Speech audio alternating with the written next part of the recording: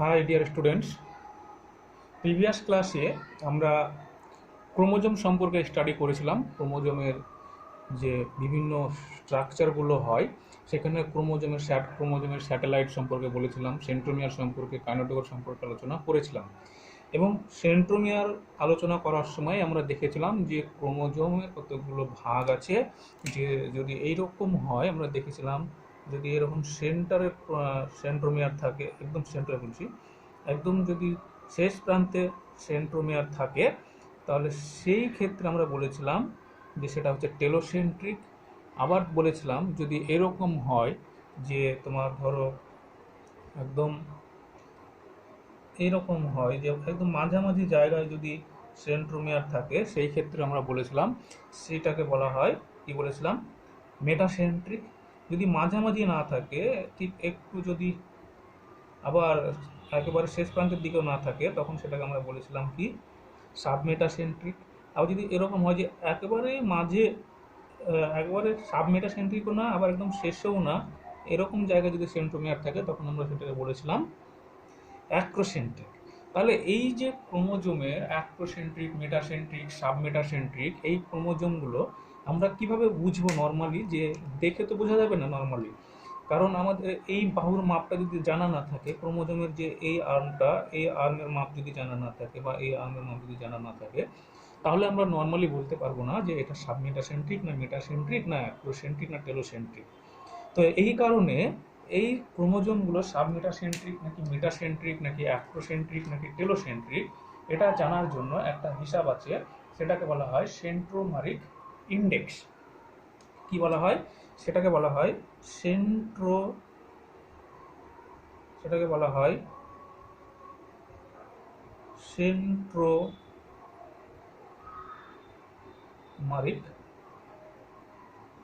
Index. তাহলে কি এই সেন্ট্রোমারিক ইন্ডেক্স? সেন্ট্রোমারিক ইন্ডেক্স হচ্ছে, তোমরা দেখো যে এখানে ক্রোমোজোম দেখতে পাচ্ছ, তো সেই ক্রোমোজোমের মধ্যে বাহু দেখতে পাচ্ছ। এই বাহুটা কি? এই ক্ষেত্রে এই বাহুটা বলো, এই বাহুটা হচ্ছে দীর্ঘ, এটা বড় বাহু, আর এটা হচ্ছে ছোট বাহু। আবার এই ক্ষেত্রে যদি দেখি, তাহলে এটা হচ্ছে ছোট আর এটা হচ্ছে বড়। তাহলে এই যে ক্রোমোজোম দেখছো, তো তোমাকে কি করতে হবে? প্রথমে এই যে এই ছোট বাহুর দৈর্ঘ্যটা মাপতে হবে। ছোট বাহুর দৈর্ঘ্য মাপার পর টোটাল ক্রোমোজোমের দৈর্ঘ্যটা মাপতে হবে, ঠিক আছে? বা এই ক্ষেত্রে দেখো, কোনটা ছোট বা কোনটা বড় যদি বুঝতে না পারি, তাহলে একটাকে ছোট ধরে নিলাম, সেই ছোট বাহুর দৈর্ঘ্যটা আগে মাপলাম, মাপার পরে পুরো ক্রোমোজোমের দৈর্ঘ্যটাকে মাপলাম। এবার ক্রোমোজোমের এই যে সেন্ট্রোমিয়ার দেখছো, এই সেন্ট্রোমিয়ারের দুই প্রান্তে দুটো বাহু বলা হয়, পুরোটা একটা বাহু না। সেন্ট্রোমিয়ার এই প্রান্তে এটা হচ্ছে একটা বাহু, সেন্ট্রোমিয়ার ওই প্রান্তে এটা হচ্ছে একটা বাহু, এই হিসাবটা তোমরা জানো। তো এই ক্যালকুলেশনটা করার পর সেন্ট্রোমিয়ারে কী বার করা হয়, যে একটা হিসাব করা হয়, সেটাকে বলা হয় যে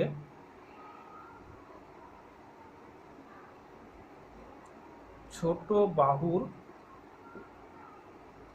দৈর্ঘ্য, কার? ক্রোমোজোমের ছোট বাহুর দৈর্ঘ্য বাই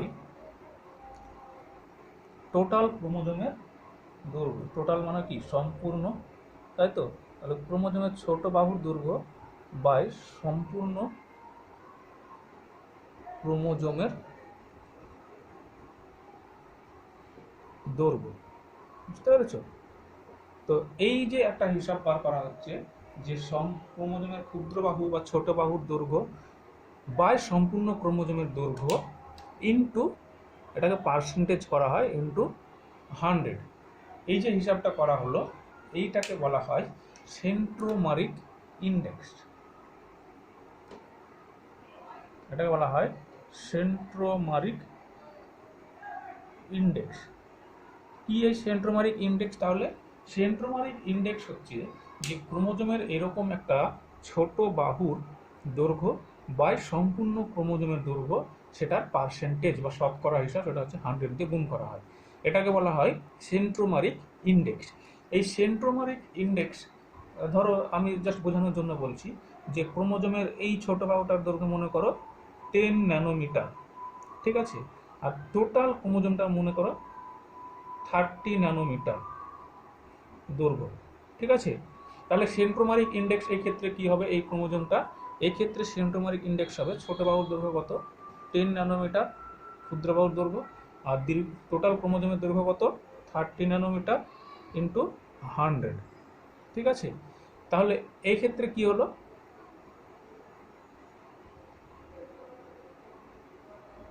100/3 মানে 33.33।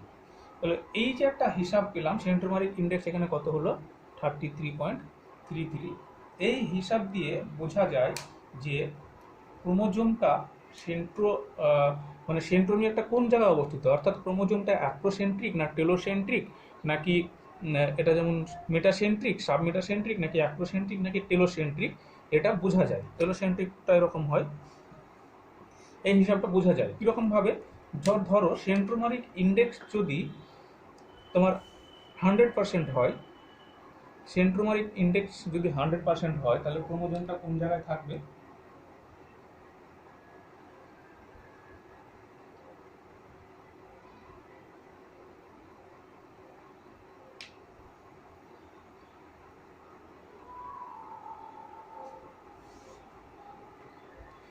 যদি সেন্ট্রোমারিক ইন্ডেক্স 100% হয় তাহলে ক্রোমোজোমটা কোন জায়গায় থাকবে সেন্ট্রোমিয়ারটা। দেখো 100% তো হবে না, ঠিক আছে, 100% তো হবে না। এবার ধরো যদি 50% হয়, যদি সেন্ট্রোমারিক ইন্ডেক্সটা 50% হয়, তাহলে কি হবে, 50% মানে হচ্ছে ক্রোমোজোমের একদম মাঝখানে হচ্ছে, এই দিকে সমান দৈর্ঘ্য থাকছে, এই দিকে সমান দৈর্ঘ্য থাকছে। তাহলে সেন্ট্রোমারিক ইন্ডেক্স যদি 50% হয়, তাহলে আমি কি বলতে পারি যে ক্রোমোজোমটা হচ্ছে একদম মেটাসেন্ট্রিক, তাই তো। এবার যদি 50% থেকে ধরো মোটামুটি যদি 40% পর্যন্ত হয়, 50 থেকে যদি 49 থেকে যদি 40 এই পার্সেন্টেজের মধ্যে থাকে, তাহলে বলতে পারি যে মোর অরলেস এটা সাবমেটাসেন্ট্রিক হবে। এবার ধরো সেটা হচ্ছে 39 থেকে যদি 30-র মধ্যে হয়, তাহলে আমরা কি বলতে পারি, এটা মোটামুটি অ্যাক্রোসেন্ট্রিক হবে, তাই তো। তারপরে এরকমভাবে কমতে থাকলে পরে আমরা বলতে পারবো যে এই ক্রোমোজোমটা এরকম হতে পারে। তো এই হচ্ছে ব্যাপার সেন্ট্রোমারিক ইন্ডেক্সের, এটাই হচ্ছে গুরুত্ব, যে সেন্ট্রোমারিক ইন্ডেক্সের সাহায্যে বোঝা যায় যে ক্রোমোজোমের সেন্ট্রোমিয়ারটা কোন জায়গায় অবস্থিত, অর্থাৎ ক্রোমোজোমটা মেটাসেন্ট্রিক, টেলোসেন্ট্রিক, অ্যাক্রোসেন্ট্রিক না সাবমেটাসেন্ট্রিক, এইগুলো বোঝা যায়। এটা হচ্ছে সেন্ট্রোমারিক ইন্ডেক্সের গুরুত্ব, এটা খুবই ইম্পর্টেন্ট, এটা ডিটেলেও আসতে পারে তোমাদের এইচএসেও খুবই ইম্পর্টেন্ট, এটা তোমরা পড়বে, ঠিক আছে।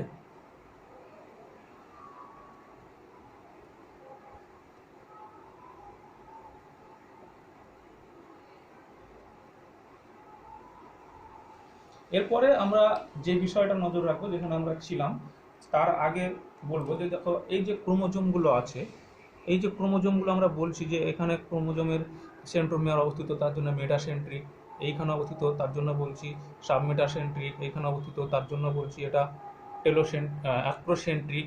এই যে ক্রোমোজোম, একটা মানুষ মনে করো, একটা মানুষ হতে পারে বা একটা এরকম উদ্ভিদ হতে পারে, যে কেউ হতে পারে, তো যে কোনো একটা জীবের মধ্যে যদি এই যে ক্রোমোজোম, এই ক্রোমোজোমের সংখ্যা নাম্বার, সংখ্যা বলেছি ক্রোমোজোমের নাম্বার 1, 2 হচ্ছে ক্রোমোজোমের সাবমেটাসেন্ট্রিক ক্রোমোজোম কতগুলো আছে, মেটাসেন্ট্রিক ক্রোমোজোম কতগুলো আছে, টেলোসেন্ট্রিক ক্রোমোজোম কতগুলো আছে, সেগুলো ভাবে ভেদা গ্রুপ করা, এই ব্যাপারগুলো। তারপরে মনে হচ্ছে ধরো যে সেন্ট্রোমিয়ারের অবস্থানগুলোর সাথে বললাম, সেন্ট্রোমিয়ার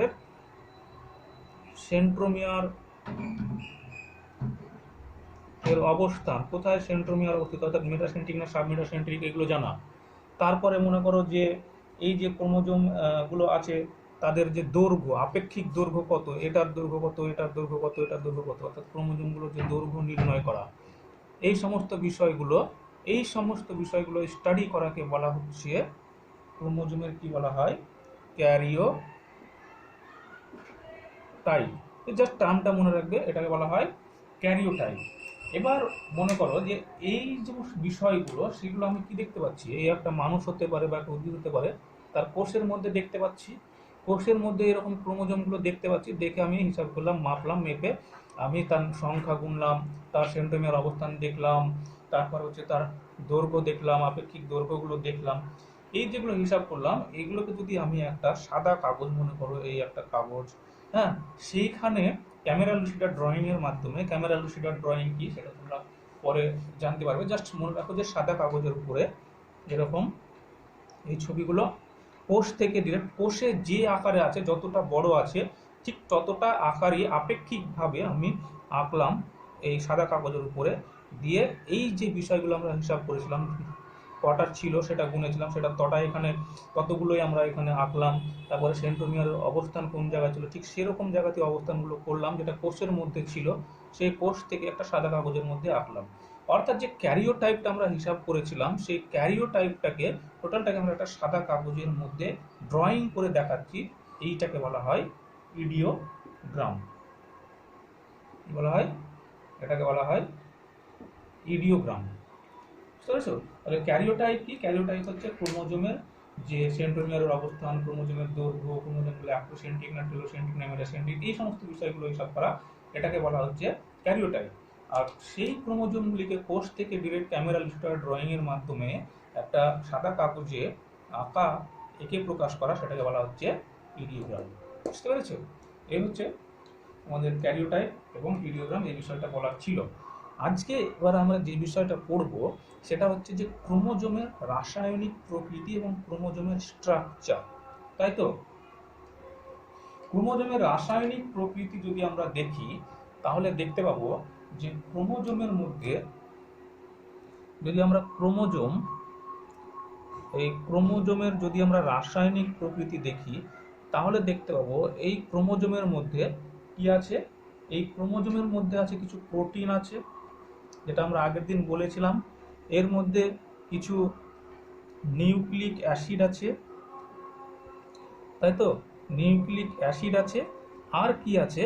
এতে কিছু ধাতব আয়ন আছে বা মেটাল আয়ন আছে, ঠিক আছে? এতে কিছু ধাতব আয়ন আছে। এবার এই যে প্রোটিনগুলোর কথা বলছি, এই প্রোটিনগুলো যদি আমরা দেখি তাহলে দেখতে পাবো প্রোটিনগুলো নর্মালি দুই প্রকার আছে। একটাকে বলা হয় হিস্টোন প্রোটিন, আর একটাকে বলা হয় নন হিস্টোন প্রোটিন, ঠিক আছে? এই যে হিস্টোন প্রোটিন এবং নন হিস্টোন প্রোটিন এর সম্পর্কে আমাদের মোটামুটি কনসেপ্ট আগে ছিল।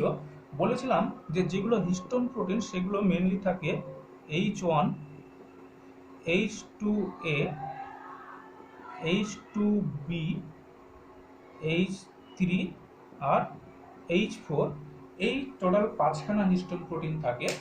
আর নন হিস্টোন প্রোটিনগুলো যদি দেখি তাহলে দেখতে পাবো নন হিস্টোন প্রোটিনগুলো তোমার প্রোটিন স্ক্যাফোল্ড, যেটা ক্রোমোজোম স্ক্যাফোল্ড বলা হয়, ক্রোমোজোম স্ক্যাফোল্ড বলে একটা প্রোটিন আছে, এটা হচ্ছে একটা নন হিস্টোন প্রোটিন। তারপরে হচ্ছে তোমার HMG, যেটাকে বলা হয় তোমার হাই মোবিলিটি গ্রুপ, এটাও একটা প্রোটিন, হাই মোবিলিটি গ্রুপ, এটাও একটা প্রোটিন, সংক্ষেপে বলা হয় HMG। এইগুলো হচ্ছে নন হিস্টোন প্রোটিন, তোমরা জাস্ট এইভাবে মনে রাখবে সংক্ষেপে, ঠিক আছে? আর নিউক্লিক অ্যাসিড তোমরা জানো ক্রোমোজোমের মধ্যে কি থাকে? ডিএনএ থাকে। নিউক্লিক অ্যাসিড কটা থাকে? একটা ডিএনএ আর একটা আরএনএ থাকতে পারে। তাহলে ক্রোমোজোমের মধ্যে হয় ডিএনএ আছে, আরএনএ আছে, এইগুলো আছে, এগুলো নিউক্লিক অ্যাসিড থাকে। ধাতব আয়ন কি কি থাকে? ধাতব আয়ন এখানে আছে Mg2+, এই আয়ন থাকে, ক্যালসিয়াম 2+, ক্যালসিয়াম ক্যাটায়ন থাকে, আর ফেরিকের ক্যাটায়ন থাকে। এই সমস্ত ধাতব আয়নগুলো আমরা ক্রোমোজোমের মধ্যে দেখতে পাই।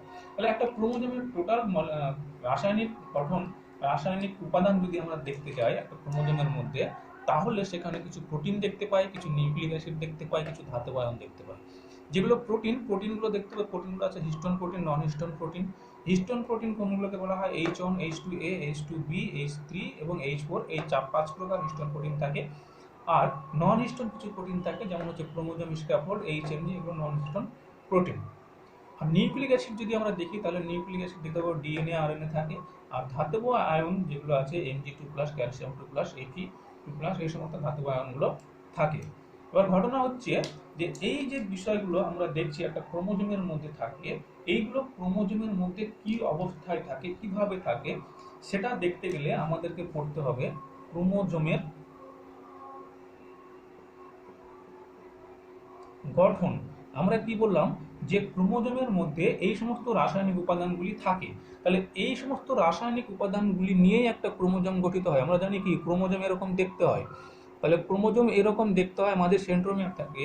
তাহলে এইরকম একটা ক্রোমোজোমের যে স্ট্রাকচার, সেই স্ট্রাকচারটা এই সমস্ত উপাদানগুলো নিয়ে তৈরি।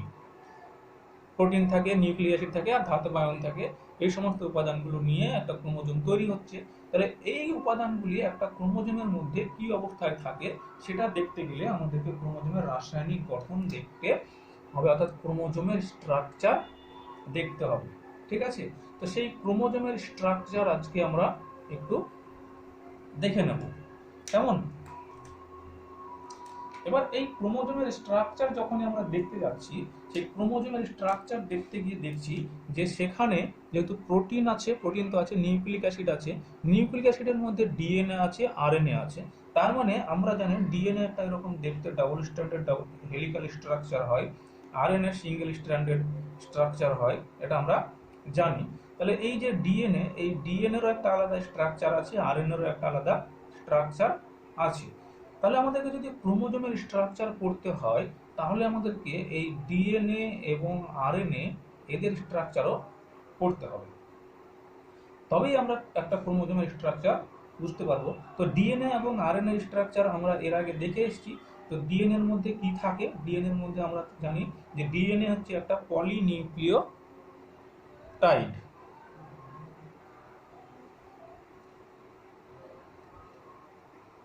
এই যে একটা ডিএনএ, আমি ডিএনএটা আজ খুব সংক্ষেপে বলছি, এর পরের স্টাডি আছে, তো সেইখানে আমরা ডিএনএ স্ট্রাকচার পড়বো ডিটেলসে। তো এই যদি একটা ডিএনএ হয়, আমরা জানি হচ্ছে DNA double helical structure. DNA হচ্ছে পলি রাইবোনিউক্লিওটাইড, তাই তো? পলি রাইবোনিউক্লিওটাইড অর্থাৎ পলিনিউক্লিওটাইড, অর্থাৎ ডিএনএ হচ্ছে পলিনিউক্লিওটাইড। পলিনিউক্লিওটাইড মানে হচ্ছে এটা অসংখ্য নিউক্লিওটাইড বা অনেকগুলো নিউক্লিওটাইড পরপর পরপর পরপর যুক্ত হয়ে গঠিত।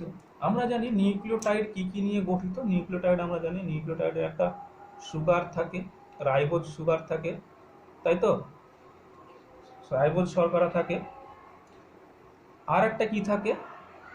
আর একটা হচ্ছে তোমার এখানে একটা ফসফেট গ্রুপ থাকে, PO4। আর কি থাকে? আর এখানে থাকে একটা নাইট্রোজেনাস বেস, তাই তো? এই নাইট্রোজেনাস বেসগুলো কি কি থাকে তোমরা জানো? অ্যাডেনিন থাকে, গুয়ানিন থাকে, সাইটোসিন থাকে, থাইমিন থাকে। এই বিষয়ে তোমাদের ধারণা থাকা উচিত প্রিভিয়াস ক্লাসে। তো এই অ্যাডেনিন, গুয়ানিন, সাইটোসিন, থাইমিন এই নাইট্রোজেনাস বেসগুলো থাকে। তাহলে স্ট্রাকচারটা ঠিক এরকম হয় যে এরকম একটা পেন্টোজ সুগার থাকে। সেই পেন্টোজ সুগারের এখানে একটা নাইট্রোজেনাস বেস থাকে, এদিকে OH থাকে, এখানে 2 নম্বর পজিশনে হাইড্রোজেন থাকে। যে কারণে এখানে একটা অক্সিজেন থাকে না, সেজন্য বলা হয় ডিঅক্সিরাইবোজ সুগার। এখানে OH থাকে, এখানে H থাকে, এখানে CH2, আর এখানে একটা ফসফেট গ্রুপ থাকে। তো এই বিষয়গুলো আমরা এই যে নিউক্লিওটাইডের স্ট্রাকচার বা ডিএনএর যে কমপ্লিট স্ট্রাকচার, যেটা আমি খুব রাফ খুব তাড়াতাড়ি বললাম, এই বিষয়টা আমরা পরের ক্লাসে ডিটেলসে পড়বো। ঠিক আছে, সেটা আমরা এখন পড়বো না, জাস্ট আমি একটু বোঝানোর জন্য খুব দ্রুত একটা আইডিয়া দিয়ে দিলাম এই বিষয়টা থাকে।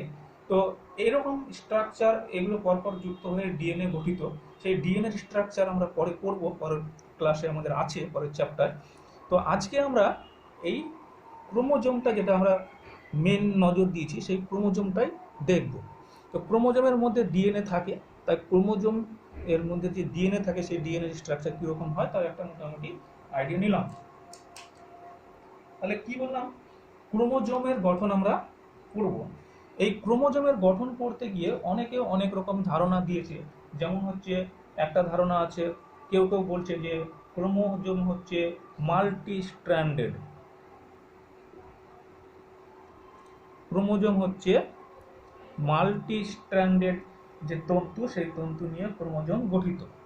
আবার কেউ কেউ বলছে যে ক্রোমোজোম হচ্ছে একটি মাত্র তন্তু থাকে, অর্থাৎ একতন্ত্রী যে তন্তু সেটা নিয়ে, অর্থাৎ একটা তন্তুই পর এরকম একটা তন্তুই মনে করো যে জুড়ে জুড়ে জুড়ে জুড়ে জুড়ে জুড়ে জুড়ে ক্রোমোজোম গঠিত হয়েছে। অর্থাৎ ক্রোমোজোম হচ্ছে একতন্ত্রী।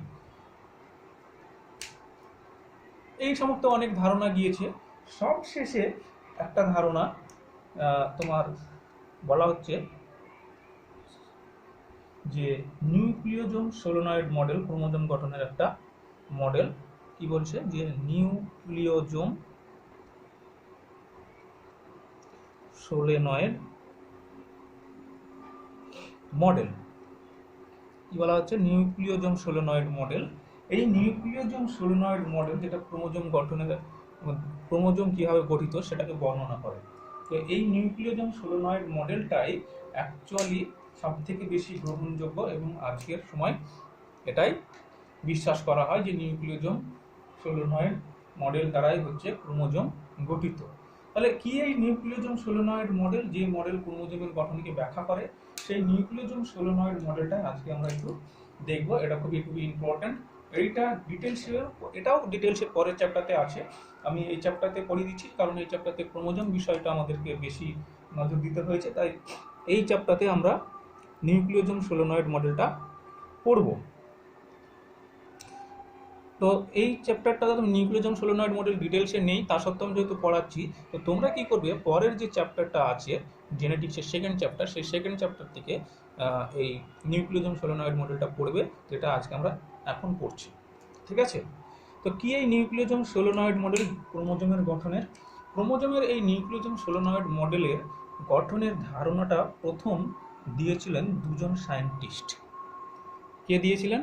দুজন সায়েন্টিস্ট দিয়েছিলেন, যাদের একজনের নাম হচ্ছে আর.ডি. কর্নবার্জ। আর.ডি. কর্নবার্জ বলে একজন ছিলেন এবং আরেকজন ছিলেন জে.ও. থমাস। ঠিক আছে? এই দুজন সায়েন্টিস্ট ছিলেন যারা সর্বপ্রথম ক্রোমোজোম গঠনের যে নিউক্লিওজোম সোলেনয়েড মডেলটি দিয়েছিলেন। তো সর্বপ্রথম হলো যে এই মডেলটি কারা দিয়েছিলেন? এই মডেলটি দিয়েছিলেন আর.ডি. কর্নবার্জ এবং জে. থমাস। শুধু আর.ডি. কর্নবার্জ অনেকে বলে।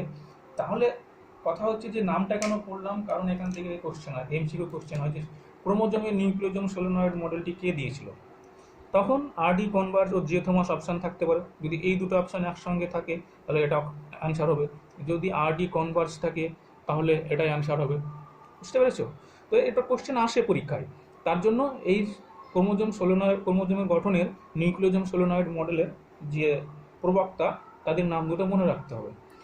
মোটামুটি 1974 খ্রিস্টাব্দে এই সোলেনয়েড মডেলটি তারা প্রবর্তন করেন আর.ডি. কনভার্জ এবং জে.ও. থমাস। এবার ঘটনা হলো কি এই নিউক্লিওজোম সোলেনয়েড মডেল যেটা ক্রোমোজোমের গঠনকে ব্যাখ্যা করে, তো সেই জিনিসটাই আমরা এখন দেখব। দেখো নিউক্লিওজোম সোলেনয়েড মডেল, এখানে এই ঘটনাটা পড়তে গিয়ে দেখা যাচ্ছে দুটো টার্ম আছে, একটা হচ্ছে নিউক্লিওজোম আর একটা হচ্ছে সোলেনয়েড। এখানে দুটো টার্ম আছে, একটা হচ্ছে নিউক্লিওজোম আর একটা হচ্ছে সোলেনয়েড। তার মধ্যে নিউক্লিওজোম ঘটনাটা কি, ব্যাপারটা কি, সেটা কিন্তু আমরা এখন পর্যন্ত জানি না। কিন্তু দেখো এই সোলেনয়েড ব্যাপারটা আমরা জানি, কেননা আমরা ক্লাস 5-6-এ পড়েছি যে এই রকম একটা কাঁচা লোহার দণ্ড, তার উপরে তার এরকম সোলেনয়েড আকৃতির একটা তার জড়ানো হয়, তার জড়িয়ে তার মধ্যে দিয়ে তড়িৎ প্রবাহ দিলে পরে এখানে একটা চৌম্বক ক্ষেত্রে তৈরি হয়। এই যে সোলেনয়েড মডেলটা চৌম্বক তৈরির, সেটা কিন্তু আমরা ছোটবেলায় পড়েছি। এখানে সোলেনয়েড মানে কি? সোলেনয়েড মানে দেখো এই যেভাবে পেঁচানো, এই যে পেঁচিয়ে পেঁচিয়ে এই যে স্ট্রাকচারটা গঠন হয়েছে, এই স্ট্রাকচারটাকে বলা হয় সোলেনয়েড। তাই তো? তার মানে আমরা যে ক্রোমোজোমের নিউক্লিওজোম সোলেনয়েড পড়ছি, সেইখানে নিশ্চয় এখানে একটা পেঁচানো ব্যাপার আছে, সেটা আমরা দেখবো আছে কিনা। আর নিউক্লিওজোম কি, সেই নিউক্লিওজোম ব্যাপারটা কিন্তু আমরা জানি না। তাই তো? সেই নিউক্লিওজোম ব্যাপারটা আমরা আগে দেখি। ঠিক আছে? তো আমরা ক্রোমোজোম যদি একটা দেখতে যাই, এরকম একটা যদি ক্রোমোজোম দেখতে যাই, ঠিক আছে, এরকম যদি একটা ক্রোমোজোম দেখতে যাই, তাহলে দেখা যায় যে আমি আগের দিনই বলেছিলাম এই ক্রোমোজোমের মধ্যে ক্রোমোজোম এরকম ছোট ছোট ছোট ছোট একটা কি বলবো, এরকম একটা তন্তু তন্তু দিয়ে তৈরি। সেই তন্তুর মাঝে মধ্যে আবার এরকম পুঁতির মতো দানা থাকে, এরকম পুঁতির মতো দানা দেখা যায়। তো কি বলেছিলাম যে এই যে তন্তু, সেই তন্তুটাকে বলা হয় ক্রোমাটিন ফাইবার। কি বলা হয়? এই তন্তুটাকে বলা হয় ক্রোমাটিন ফাইবার। এবার এই যে ক্রোমাটিন ফাইবারটা আছে, এই ক্রোমাটিন ফাইবারটার মাঝে মধ্যে দেখো এরকম পুঁতির মতো দানা আছে। এই পুঁতির মতো দানাগুলোকেই বলা হচ্ছে, এই যে পুঁতির মতো দানা, এই পুঁতির মতো দানাটাই হচ্ছে নিউক্লিওজোম। এই পুঁতির মতো দানাটাকে বলা হচ্ছে নিউক্লিওজোম। এবার এই পুঁতির মতো দানাটা, যেটা আমরা শুধু একটা পুঁতির মতো দানা মনে হচ্ছে, সেটা কিরকম দেখতে নিউক্লিওজোমটা, এবং এই পুঁতির মতো দানার মাঝে দেখো একটা সুতোর মতো অংশ আছে। এই সুতোর মতো অংশটা অ্যাকচুয়ালি হচ্ছে ডিএনএ। বুঝতে পারছো? এই সুতোর মতো অংশটাই হচ্ছে ডিএনএ। তো আমরা আগে নিউক্লিওজোমে যাই। নিউক্লিওজোম যদি দেখি, তাহলে এই স্ট্রাকচারটাকে আমরা আরো জুম করে দেখব। এই স্ট্রাকচারটাকে আরো জুম করে দেখলে দেখা যাচ্ছে যে এটা হচ্ছে একটা অক্টামার, অর্থাৎ এই একটা ইউনিট, এই একটা ইউনিট। তাহলে কটা হলো? দুটো হলো। আবার মনে করো এই একটা ইউনিট, এই একটা ইউনিট, কটা হলো? চারটে হলো। তাহলে সামনে থেকে আমি এরকম চারটে দেখতে পাচ্ছি, পিছনের দিকে যদি এরকম চারটে থাকে তাহলে কটা হবে? সামনে থেকে এরকম চারটে দেখতে পাচ্ছি, আর পিছনে যদি এরকম চারটে থাকে তাহলে কটা হবে? 8টা হবে, তাই তো? এখানে ধরো সামনের দিকে 1টা 2টো 3টে 4টে, এর পিছনে যদি থাকে তাহলে পিছনেগুলো তো দেখতে পাচ্ছি না, তাহলে এর পিছনে কটা আছে? আরো 4টে আছে। তাহলে 4 প্লাস 4, এখানে কটা আছে? 8টা আছে। তাহলে এরকম 8টা সাব ইউনিট নিয়ে তৈরি, তাহলে এটাকে আমরা কি বলতে পারি? অক্টামার। তাহলে হিস্টোন একটা, প্রথম কথা হচ্ছে কি, হিস্টোন হচ্ছে একটা অক্টামার। এই যে অক্টামারটা আমরা বলছি হিস্টোন, এই নিউক্লিওজোম হচ্ছে একটা অক্টামার। তাহলে এই যে নিউক্লিওজোম অক্টামার বলছি, এই অক্টামার কিসের অক্টামার? দেখা যাচ্ছে যে এই কিসের অক্টামার, এই ঘটনাটা ব্যাখ্যা করতে গিয়ে দেখা যাচ্ছে এই যে আমরা দেখতে পাচ্ছি 1টা 2টো 3টে 4টে, এইগুলো হচ্ছে একটা প্রোটিন। যেমন বলছিলাম যে ক্রোমোজোমের মধ্যে হিস্টোন প্রোটিন থাকে, এইগুলো হচ্ছে একটা হিস্টোন প্রোটিন। বলছে এটা যদি H2A হয়, এটা যদি H2B হয়, তাহলে এটা হচ্ছে H3, এটা হচ্ছে H4। অর্থাৎ এরকম 4খানা কি থাকে? হিস্টোন প্রোটিন থাকে। এই 4টে হিস্টোন প্রোটিন, পিছনের দিকেও আরো 4টে হিস্টোন প্রোটিন আছে। সেইগুলো কি কি? সেইগুলো আরো একটা করে H2A থাকে, H2B থাকে, H4 থাকে, আর H3 থাকে। তাহলে এই যে ব্যাপারটা, এখানে এই অক্টামারের মধ্যে কটা হিস্টোন প্রোটিন আছে? এই অক্টামারের মধ্যে আছে 2টো করে আছে প্রত্যেকটা।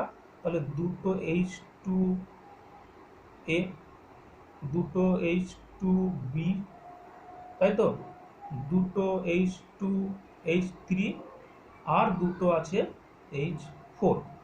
তাহলে এই অক্টামারের মধ্যে হিস্টোন প্রোটিনগুলো 2টো 2টো করে টোটাল 8টা আছে। এবার এই গেল একটা নিউক্লিওজোমের মধ্যে এরকম একটা ব্যাপার। এবার আরো ফার্দার স্টাডি করলে দেখা যাচ্ছে যে এই যে নিউক্লিওজোমটা, এইখানে এই এই এগুলো প্রোটিনগুলো কিন্তু বাইন্ড করা আছে, এরকম ভাবে বাইন্ড করা আছে। কি কে বাইন্ড করেছে? এই যে সমস্ত প্রোটিনগুলোকে বেঁধে রেখেছে একটা সুতো, সেই সুতোটাই হচ্ছে ডিএনএ। ঠিক আছে? সেই সুতোটা হচ্ছে ডিএনএ। তাহলে এই যে ডিএনএটা, এটা কোথায় আছে? একটা নিউক্লিওজোমের মধ্যে আছে। তাই এই ডিএনএটাকে বলা হয় নিউক্লিওজোমাল ডিএনএ। তাহলে এই হিস্টোন প্রোটিনের মধ্যে কি ডিএনএ পেলাম? নিউক্লিওজোমাল ডিএনএ পেলাম।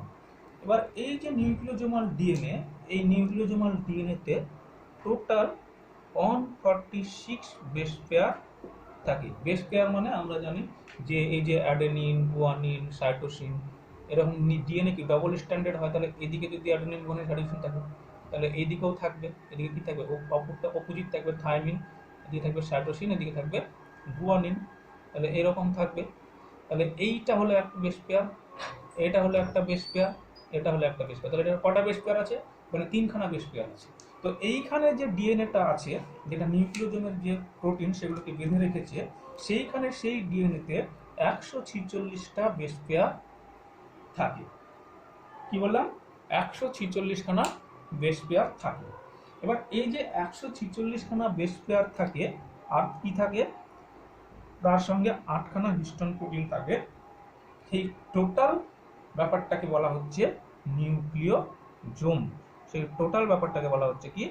নিউক্লিওজোম। তাহলে নিউক্লিওজোম কি?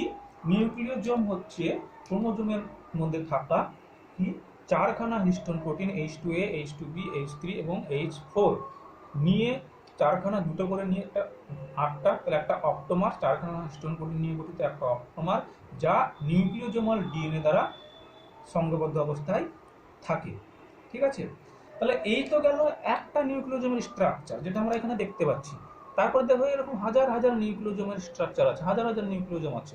তাহলে এই যে নিউক্লিওজোমগুলো আছে, তার মানে কি হচ্ছে যে এই স্ট্রাকচারটা যদি আমরা ভালো করে পড়ি, তার মানে ভালো করে পড়লে দেখা যাচ্ছে যে, আর একটু যদি ভালো করে পড়ি তাহলে দেখা যাচ্ছে এই একটা,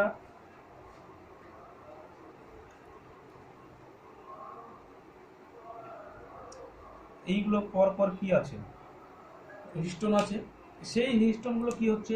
এখান থেকে এই ডিএনএ বেরিয়ে বাইন্ড করে, এখান থেকে আবার এই ডিএনএ, তারপরে আবার এই ডিএনএ, তারপরে এইভাবে পরপর পরপর পরপর চলতে থাকছে। তার মানে দেখা যাচ্ছে যে এই যে একটা নিউক্লিওজোম, এই একটা নিউক্লিওজোম, এই একটা নিউক্লিওজোম, সমস্ত নিউক্লিওজোমের মধ্যে হিস্টোন প্রোটিনগুলো নিউক্লিওজোমাল ডিএনএ দ্বারা বাইন্ডিং করা আছে। আর এই নিউক্লিওজোমাল ডিএনএ গুলো পরপর যুক্ত আছে, এই নিউক্লিওজোমগুলো পরপর যুক্ত আছে। মাঝে দেখো এই পর্যন্ত একটা ডিএনএ পার্ট আছে, এই পর্যন্ত একটা ডিএনএ পার্ট আছে, তাই তো? এই পর্যন্ত একটা ডিএনএ পার্ট আছে। এই ডিএনএটা কি করে রেখেছে? দুটো নিউক্লিওজোমকে লিঙ্ক করে রেখেছে, তাই তো? তার জন্য এই ডিএনএটাকে বলা হয় লিঙ্কার ডিএনএ। কি বলা হয়? এই ডিএনএটাকে বলা হয় লিঙ্কার ডিএনএ। এবার এই লিঙ্কার ডিএনএ, এই লিঙ্কার ডিএনএ যেখানে শুরু হচ্ছে নিউক্লিওজোম থেকে বেরিয়ে, অর্থাৎ এইখান থেকে এই পর্যন্ত, ঠিক সেখানেই আরও একটা হিস্টোন প্রোটিন থাকে এরকম, এটার নাম বলা হচ্ছে H1।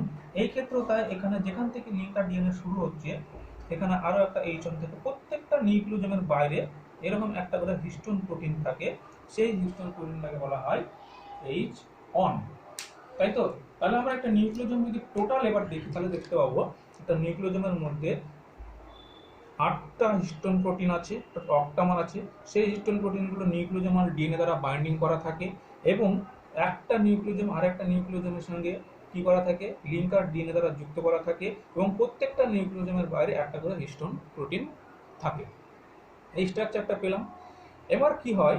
আমরা যে ক্রোমোজোমের মধ্যে দেখি যে এই নিউক্লিওজোমের তন্তুগুলো এভাবে পেঁচিয়ে পেঁচিয়ে পেঁচিয়ে পেঁচিয়ে পেঁচিয়ে পেঁচিয়ে পেঁচিয়ে পেঁচিয়ে থাকে। তাহলে সেটা কিভাবে হয়? সেটা কিভাবে হয় সেটা দেখার আগে আমরা একটা ছোট্ট বিষয় দেখব। সেটা কি? যে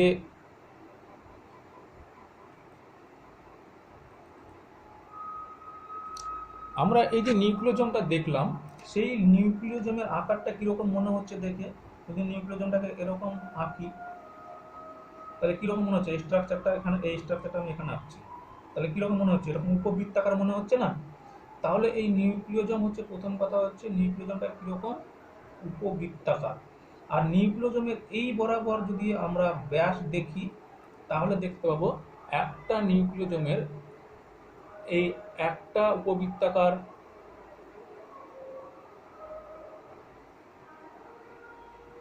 এই ব্যাস হচ্ছে তোমার কত বলবো, এই ব্যাস হচ্ছে 60 অ্যাংস্ট্রোম। এই নিউক্লিওজোমগুলো তো আর এইভাবে থাকে না, নিউক্লিওজোমগুলো থাকে হচ্ছে এরকমভাবে, এরকম বৃত্তাকার থাকে। তাহলে এর উচ্চতা যদি দেখতে যায় তাহলে এই বরাবর উচ্চতা দেখব, তাহলে উচ্চতা হচ্ছে 60 অ্যাংস্ট্রোম, আর এই বরাবর দৈর্ঘ্যটা হচ্ছে কত, 110 অ্যাংস্ট্রোম। একটা নিউক্লিওজোমের মধ্যে এটা থাকে। এই বরাবর উচ্চতা হচ্ছে 60 অ্যাংস্ট্রোম, আর এই বরাবর উচ্চতা থাকে 110 অ্যাংস্ট্রোম। ঠিক আছে, এই হলো তোমাদের একটা বিষয় নিউক্লিওজোমের।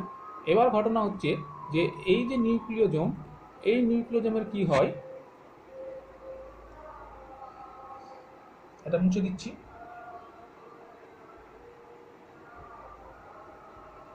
পরবর্তী স্ট্রাকচারটা যদি আমরা দেখি তাহলে দেখতে পাবো যে দুটো করে নিউক্লিওজোম কি হয়, পরস্পর এরকম দুটো করে নিউক্লিওজোম লিঙ্ক আপ ডিএনএ দ্বারা যুক্ত হয়। তাহলে এই যে দুটো নিউক্লিওজোম, এই দুটো নিউক্লিওজোমকে একসঙ্গে বলা হয়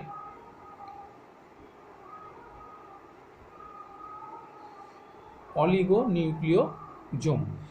কি বললাম, দুটো করে নিউক্লিওজোম, এই যে দুটো করে নিউক্লিওজোম আছে, এই দুটো করে নিউক্লিওজোম নিয়ে গঠিত যে স্ট্রাকচারটা সেটাকে বলা হয় একটা অলিগো নিউক্লিওজোম। ঠিক আছে, তাহলে কি বললাম, এরকম দুটো করে নিউক্লিওজোম, এই একটা নিউক্লিওজোম, এই একটা নিউক্লিওজোম, এই দুটো করে নিউক্লিওজোম নিয়ে গঠিত স্ট্রাকচারটাকে বলা হচ্ছে অলিগো নিউক্লিওজোম। ঠিক আছে, এবং এই অলিগো নিউক্লিওজোমের মাঝে কি থাকে, লিঙ্কার ডিএনএ, আর একটা হচ্ছে এইচ-অন প্রোটিন। এবার এই স্ট্রাকচারটাকে ফার্দার আরো ডিটেলসে দেখতে গেলে দেখা যায় যে এই অলিগো নিউক্লিওজোমগুলো 6টা করে অলিগো নিউক্লিওজোম। মনে করো এই একটা অলিগো নিউক্লিওজোম, এই একটা অলিগো নিউক্লিওজোম, এই একটা অলিগো নিউক্লিওজোম, কটা হলো, এই যে অলিগো নিউক্লিওজোম, এই 6টা করে অলিগো নিউক্লিওজোম কি হয়, এই 6টা করে অলিগো নিউক্লিওজোম এইরকম ভাবে পরস্পরের সঙ্গে যুক্ত হয়, যুক্ত হয়ে একটা স্ট্রাকচার গঠন করলো, তাই তো। তো পরবর্তীকালে আবার পাশে এরকম আবার 6টা করে অলিগো নিউক্লিওজোম থাকবে, তাহলে আবার এরকম একটা স্ট্রাকচার গঠন করবে। তাহলে এইরকম ভাবে পরপর, এরকম ভাবে পরপর অলিগো নিউক্লিওজোম গঠন করলো, অলিগো নিউক্লিওজোমগুলো পরপর ভাবে যুক্ত হলো, এভাবে যুক্ত হলো, একটা কম্প্যাক্ট স্ট্রাকচার তৈরি করলো। এই যে স্ট্রাকচারটা, এটাকে বলা হচ্ছে সোলেনয়েড। এর ফলে যে ডিএনএ স্ট্রাকচারটা তৈরি হচ্ছে সেটাকে বলা হচ্ছে সোলেনয়েড। তাহলে দেখো, প্রথমে কি পেলাম, এরকম তন্তু পেলাম, সেই তন্তুর মধ্যে কি দেখতে পেলাম, নিউক্লিওজোম দেখতে পেলাম, আর ডিএনএ দেখতে পেলাম। সেই নিউক্লিওজোমগুলো পরপর কম্প্যাক্ট হয়ে হয়ে হয়ে কি হলো, একটা প্যাচালো স্ট্রাকচার তৈরি করছে। সেই প্যাচালো স্ট্রাকচারটাকে আমরা বলছি কি, সেই প্যাচালো স্ট্রাকচারটাকে বলা হচ্ছে কি, সেই প্যাচালো স্ট্রাকচারটাকে বলা হচ্ছে সোলেনয়েড। ঠিক আছে, সেই প্যাচালো স্ট্রাকচারের নাম হচ্ছে সোলেনয়েড। তাহলে এই যে কমপ্লিট স্ট্রাকচারটা, এই কমপ্লিট স্ট্রাকচারটা যেটা আমরা এখানে দেখলাম, সেই স্ট্রাকচারটা এই বলা হচ্ছে ক্রোমোজোমের নিউক্লিওজোম সোলেনয়েড মডেল। তাহলে এতক্ষণ পর্যন্ত যেটা পড়লাম সেটাকে যদি এবার আমরা খুব সংক্ষিপ্ত একটা ছবির আকারে আঁকি তাহলে কি দেখতে পাবো, দেখতে পাবো দেখো, দেখো এরকম একটা ক্রোমোজোম ছিল, যদি পিছন দিক থেকে ছবিটা দেখি, তাই তো, এরকম একটা ক্রোমোজোম ছিল। সেই ক্রোমোজোমটা,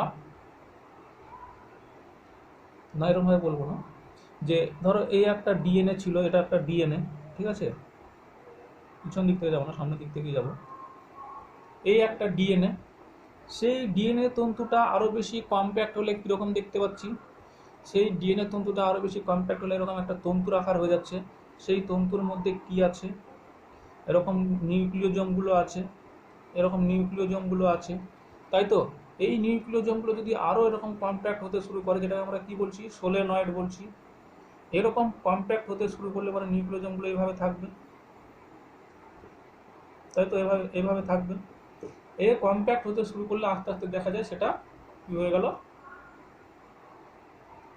এরকম একটা টোটাল ক্রোমোজোমে পরিণত হয়ে গেল। এরকম একটা স্ট্রাকচার আমরা দেখলাম। এতক্ষণ আগে কি দেখলাম, যে যেটা আমরা ঘুরিয়ে পেঁচিয়ে দেখছিলাম, যে এইরকম একটা ক্রোমোজোম, এটাকে উল্টো দিক থেকে দেখলে কি হবে, এইরকম একটা ক্রোমোজোম, তাই তো?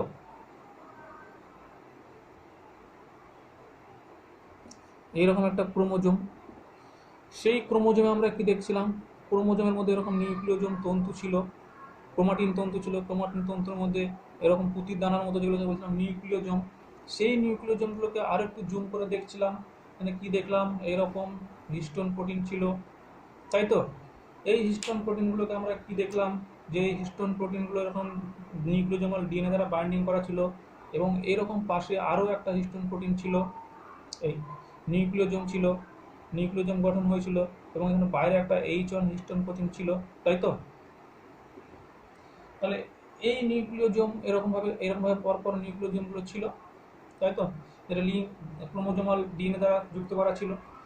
এবার হচ্ছে এটাকে আমরা আরও কম্প্যাক্ট করে যখন দেখলাম, তখন এই দুটো করে নিউক্লিওজোম, এগুলোকে কি বলছিলাম, অলিগোজোম, এরকম অলিগোজোম 6টা করে এরভাবে পরপর থাকছিল, থেকে এরকম একটা স্ট্রাকচার গঠন করছিল।